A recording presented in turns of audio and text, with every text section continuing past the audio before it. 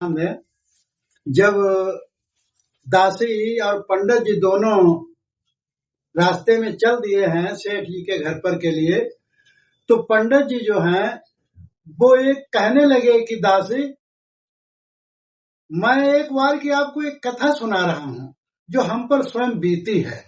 और वो रास्ता चलते चलते पंडित जी जो हैं वो सेठ की दासी को अपनी बीती हुई कहानी सुना रहे हैं। तो कृपा करके ध्यान दें कि वो किस तरीके से अपनी विथा और कथा को सुना रहे हैं। कि एक बार की बात बताऊं, अब कथा कहन क्रिया जाऊं।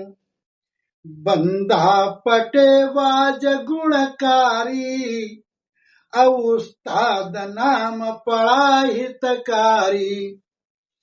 छोटा घर आंगन था भारी, अब गोबर की करी लिपाई न्यारी। कथा कहन मंडप बनवाया, अब नाई साथ उसे समझाया। चौकी डाली बैठे आसन पर, अब बंधा धोबी आए वहां पर। नाई करी सभी तैयारी, अब वाम लकड़ियां सामग्री सारी। कथा शुरू हमने कर दीनी, अब उधर रसोईया बने पकवानी। कहने लगे पंडित जी दासी से कि मैं एक बार किरियारा कथा कहने गया, वहां बंदा धोबी नामक का था। वो पटेवाज का बड़ा खिलाड़ी था और उस्ताद के नाम से पूरी दुनिया उसको क्षेत्र जानता था। उसको छोटा तो आंगन घर था, लेकिन आंगन बहुत बड़ा था। गोबर से लिपाई की हुई थी, बड़ा अच्छा सुंदर लग रहा था। उसी आंगन में उन्होंने चौकी डाल करके आसन लगवा दिया।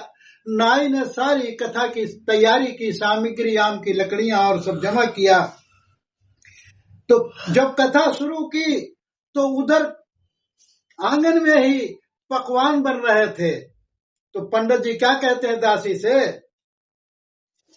कि कथा शुरू हमने कर दीनी, अब उधर रसोईया बने पकवानी।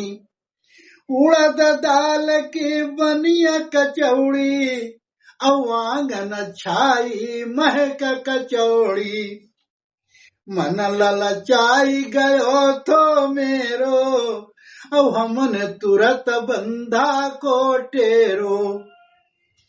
मुंह की लार पानी बन जाई, अब दासी तुम कर रहे समझाई। कहने लगे पंडित जी क्या करूं कि जब उधर उड़द दाल की कचौड़ी बन रही थी, जो उड़द दाल की कचौड़ी की महक छाई, तो मेरे मुंह में पानी आने लगा और मैं अब सोचने लगा। तो मैंने तुरंत बंधा को टेरा और क्या कहा कि फुसफुसाई कही हम बानी, दुई देव कचौड़ी हमें है खानी। बंधा हाथ जोड़ी कर बोले, अब धर्म नष्ट करो वह बोले। राशन सारा हम दे देंगे, अब दान दक्षिणा सब ही देंगे। कहने लगे पंडित जी दासी, जब मेरे मुंह में पानी आने लगा तो मैंने बंदा को बुला करके कहा कि कान में कि हमको तो कचौड़ी दे दे, मेरा मन कचौड़ी पे ही लगा हुआ है।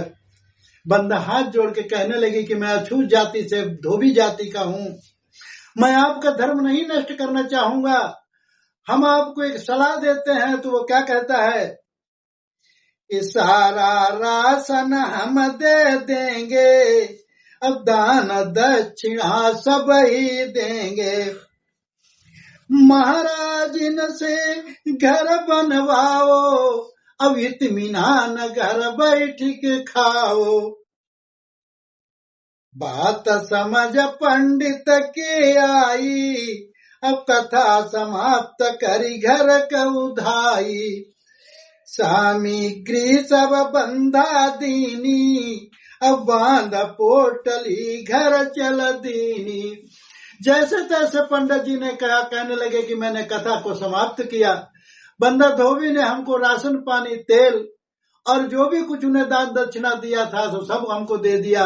और मैं जाकर करके घर पहुंचा तो क्या कहते हैं कि राम कली घर गेहूं पछारई, अब पंडित बोले वचन उचारई, काम काज महाराज न छोड़ऊ, अब चूल्हा जारी पकवान बनावऊ, उड़द दाल की खाई कचौड़ी, अब भूले नहीं बंधा की कचौड़ी।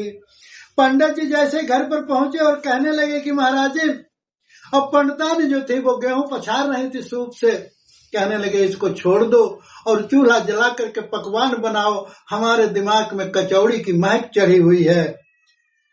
पंडित जी कहने लगे पंडितानी से कि जब से बंधा के यहाँ की कचौड़ी की महक हमारे दिमाग में चढ़ी है तब से हमारे दिमाग से नहीं उतर रही है, कृपा करके आप आटा गूंद करके और जल्दी से पकवान बनाओ, कचौड़ी खाएंगे, सारा राशन हम ले आए हैं।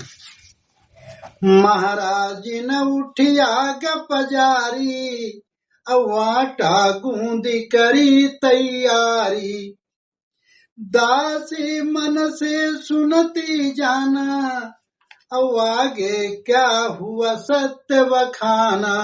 पंडित जी कहने लगे दासी से कि देख आगे जो पंडित ने हमारी कचौड़ी बनाई तो देख कितनी बात हम तुझे अपनी दिल की बता रहा हूँ। तो बनिया कचौड़ी गिनती साता, अब तुम खाओ 3-4 हम खाता, बचन सुने महाराज न ऐसे, अब पंडित बोले ऐसे कैसे। जब कचौड़ी पंडितानी ने बनाई तो कचौड़ी बनी थी 7, और जब 7 कचौड़ी बनी तो पंडितानी कहने लगी कि लो 3 तुम खाओ, 4 हम खाएंगे। ये जब पंडित ने सुनी बात तो क्या कहते हैं कि झूठ साच हम बाहर बोलई, अब गली गली घर घर में घूमई, तासे 4 कचौड़ी खावई, अब साची महाराज न तुम्हें बतावई। बात सुनी महाराज न बोली, अब मेरी मेहनत जाई न खाली, चूल्हा जारी कढ़ाई चढ़ाई, अब आटा गूंदी कचौड़ी बनाई, तासे 4 कचौड़ी खावे, अब पंडित जी तुमको समझावे। पंडित जी कहने लगे कि हम गली गली घूमते हैं, झूठी साची बकते हैं, तब हम ये सब जो सामान सामग्री लाते हैं घर पे, इसलिए 4 हम कचौड़ी खाएंगे, 3 तुम खा लो। महाराज जी कहने लगे कि देखिए हमने भी आटा गूंदा, चूल्हा जलाया और मैंने कचौड़ी बनाई है, तो 4 हम खाएंगे, 3 तुम खाओ। झगड़ा दोनों में हो जाई, अब 7 कचौड़ी बनी लड़ाई, बहुत देर तक दोनों झगड़े, अब नहीं बात बन पाई बिगड़े। यानी जब 3 और 4 के चक्कर में दोनों उलझ गए, पंडित और पंडितानी कहने लगे दासी से कि हम क्या करें, न पंडितानी मान रही थी न हम मान रहे थे। तो हमारी महाराजी ने क्या बोली कि महाराज ने एक बात जनाई, और पहले बोली 3 बहु खाई। ऐसे जब कहने लगी कि देख एक शर्त लगाऊंगी, जो पहले बोलेगा वो 3 खाएगा, जो बाद में बोलेगा वो 4 खाएगा। 3 खाई जो पहले बोलई, अब 4 खाई पीछे जो बोलई, शरत लगाई कचौड़ी रख दीनी, अब अपना अपना बिस्तर लीनी, दोनों शर्त मान चुप होई, अब दासी सुनौ लोभवश होई। कहने लगे पंडित जी दासी से कि क्या करूं, पंडितानी ने जो शर्त लगाई तो हम दोनों अपने अपने बिस्तर पर अपने अपने चले गए और चुप होके अपना अपना हमने बिस्तर ओढ़ पर लेट करके ओढ़ लिया और हम चुप हो गए। दिन और रात बीत गए ऐसे, अब रहे न घर में कोई जैसे। कई रोज दोनों ना बोले, अब ओढ़े पड़े आंख ना खोले। पंडित जी कहने लगे कि दासी, कई रोज तक हम दोनों पड़े रहे अपने अपने बिस्तर पर, न बाप बोली न मैं बोला। आहिर पड़ोसी बसे बताऊं, अब भाई साथ तुम्हें समझाऊं। कहने लगे पंडित जी कि पड़ोस में 7 भाई अहीर यादव वंश के रहते थे।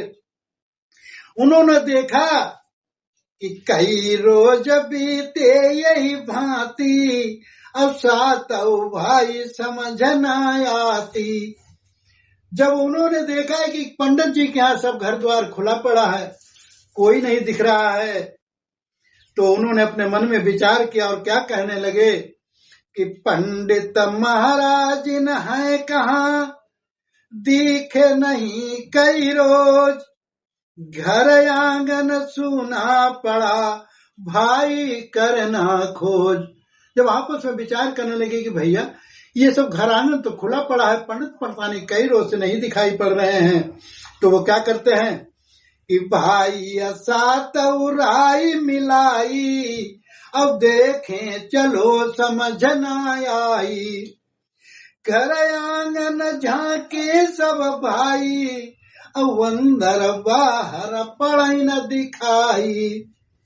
दिया बाज दोनों ना बोले, अब सासरों की आंखें ना खोले। इस तरीके से जब दोनों ने 7 भाइयों ने झांक करके देखा तो पूरा घर आंगन खुला पड़ा है और दोनों सो रहे हैं। जब आवाज दी तो दोनों नहीं बोले हैं।